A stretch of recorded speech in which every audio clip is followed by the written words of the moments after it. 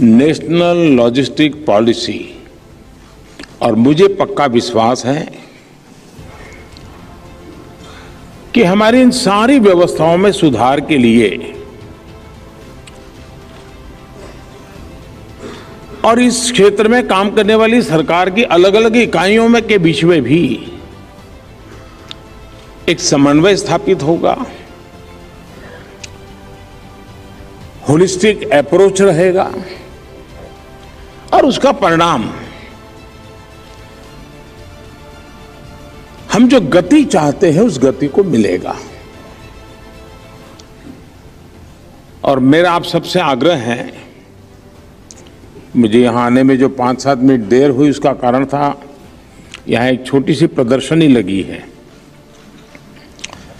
समय अभाव से मैं बहुत बारीकी से तो देख नहीं पाया, लेकिन सरसरी नजर से मैं देख रहा था। मेरा आप सबसे आग्रह है कि समय निकाल करके 15-20 मिनट इसी कैंपस में है, जरूर देख करके जाइए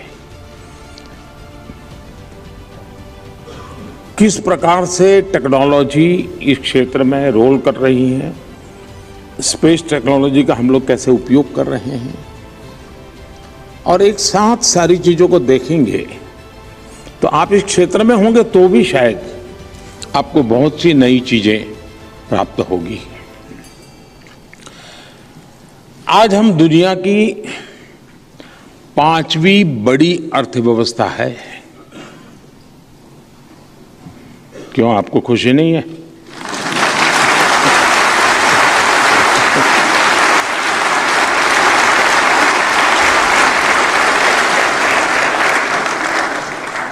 देर आए दुरुस्त आए होता है कभी कभी।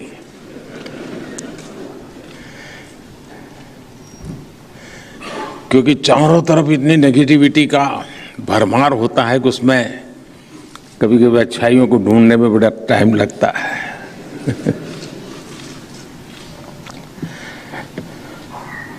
और देश बदल रहा है जी। एक समय था हम कबूतर उड़ा छोड़ते थे, आज चीता छोड़ते हैं।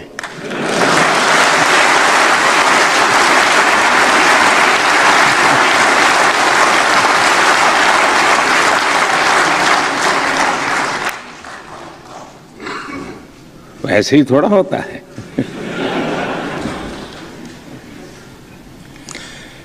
लेकिन आज प्रातः चीता छोड़ना और शाम को लॉजिस्टिक पॉलिसी का कोई मेल तो है ही जी।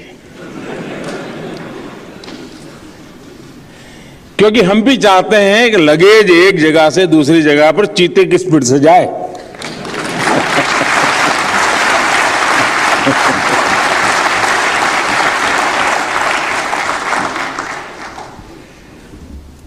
देश उसी तेज गति से आगे बढ़ना चाहता है। साथियों, मेक इन इंडिया और आत्मनिर्भर होते भारत की गूंज सिर्फ भारत में नहीं, बाहर भी सुनाई देती है।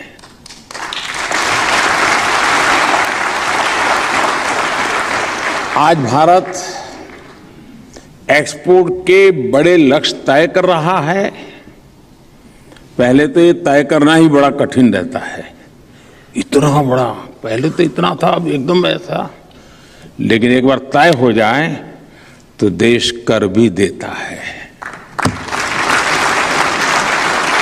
उन लक्ष्यों को पूरा कर रहा है देश। आज भारत के मैन्युफैक्चरिंग सेक्टर का सामर्थ्य, एक प्रकार से भारत मैन्युफैक्चरिंग हब के रूप में उभर रहा है, ये दुनिया के मन में स्थिर हो रहा है, इसकी स्वीकृति बन रही है। जो लोग पीएलआई स्कीम का अध्ययन करेंगे को पता चलेगा कि विश्व ने इसको स्वीकार कर लिया है जी। ऐसे में नेशनल लॉजिस्टिक पॉलिसी हर क्षेत्र के लिए बहुत ही नई ऊर्जा लेकर के आई है। मैं सभी स्टेक होल्डर्स को, व्यापारियों को, कारोबारियों को, निर्यातकों को देश के किसानों को मैं आज इस महत्वपूर्ण इनिशिएटिव के लिए, जो उनके लिए एक बहुत बड़ा एक प्रकार से जड़ी बूटी उनके हाथ लगने वाली है, इसके लिए अनेक अनेक शुभकामनाएं देता हूं, बहुत बहुत बधाई देता हूं। साथियों, यहां इस कार्यक्रम में अनेक पॉलिसी मेकर्स, उद्योग जगत के सारे बड़े बड़े दिग्गज हैं जो इस क्षेत्र में रोजमर्रा की उनकी जिंदगी है, कठिनाइयों को उन्होंने झेला हुआ है, रास्ते खोजे हुए हैं, कभी शॉर्टकट भी खोजे होंगे, लेकिन किए हैं।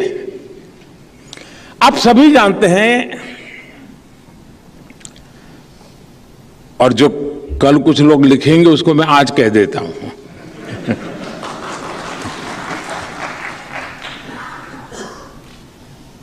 पॉलिसी अपने आप में परिणाम नहीं होती है, पॉलिसी प्रारंभ होती है। और policy plus performance is equal to progress.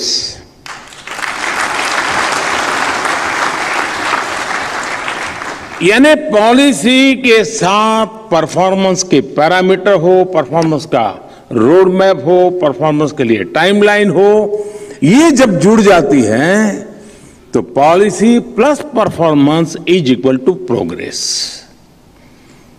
और इसलिए अब पॉलिसी के बाद सरकार की और इस क्षेत्र से जुड़े हुए सभी दिग्गजों की परफॉर्मेंस की जिम्मेवारी अनेक गुना बढ़ जाती है। अगर पॉलिसी नहीं है तो कहता है नहीं पहले से तो बहुत अच्छा है, पॉलिसी है तो पता चलता है कि नहीं वहां जाना था भाई, तुम तो यहां रुके हो, ऐसे जाना था तुम तो ऐसे ही चले गए। पॉलिसी एक प्रकार से ड्राइविंग फोर्स के रूप में काम करती है, गाइडिंग फोर्स के रूप में भी काम करती है। और इसलिए इस पॉलिसी को सिर्फ एक कागजी दस्तावेज के रूप में न देखा जाए,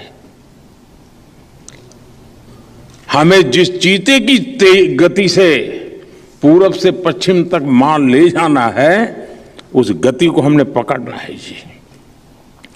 आज का भारत कोई भी पॉलिसी बनाने से पहले, उसे लागू करने से पहले उसके लिए एक ग्राउंड तैयार करता है, और तभी वो पॉलिसी सफलता से इंप्लीमेंट हो पाती है, और तब जाकर के प्रोग्रेस की संभावनाएं बनती है। नेशनल लॉजिस्टिक पॉलिसी भी अचानक एक दिन ऐसे ही लॉन्च नहीं की जा रही है, इसके पीछे 8 वर्षों की मेहनत है, नीतिगत बदलाव है, अहम निर्णय है। और अगर मैं अपने लिए कहूं तो मैं कह सकता हूं कि 2001 से 2022 तक मुझे 22 साल का इसमें अनुभव मेरा जुड़ा है।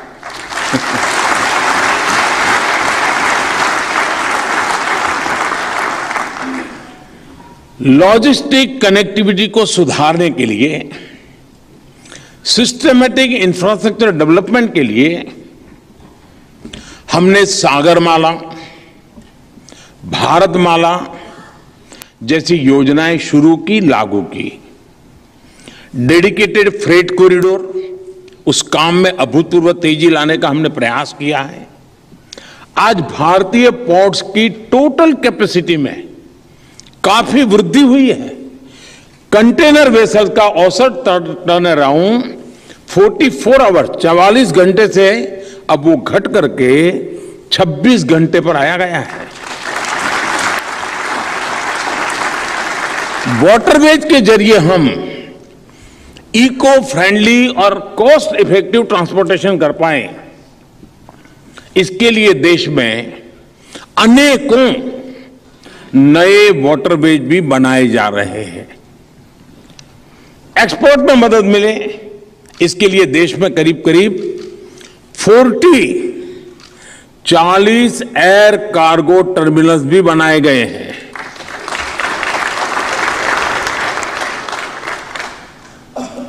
एयरपोर्ट्स पर कोल्ड स्टोरेज फैसिलिटी मुहैया कराई गई है। देश भर में 35 मल्टी मॉडल लॉजिस्टिक हब भी बनाए जा रहे हैं।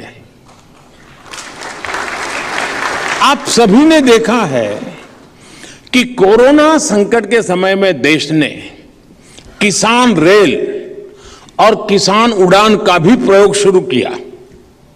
देश के दूर दराज के क्षेत्रों से कृषि उपज को मुख्य बाजारों तक पहुंचाने में इन्होंने बहुत मदद की। कृषि उड़ान ने किसानों की उपज को विदेशों तक पहुंचाया। आज देश के करीब करीब 60 एयरपोर्ट्स वहां से कृषि उड़ान की सुविधा उपलब्ध है। मुझे पक्का विश्वास है, मेरा भाषण सुनने के बाद कुछ हमारे पत्रकार मित्र मुझे फोन करेंगे कि ये तो हमें मालूम ही नहीं था।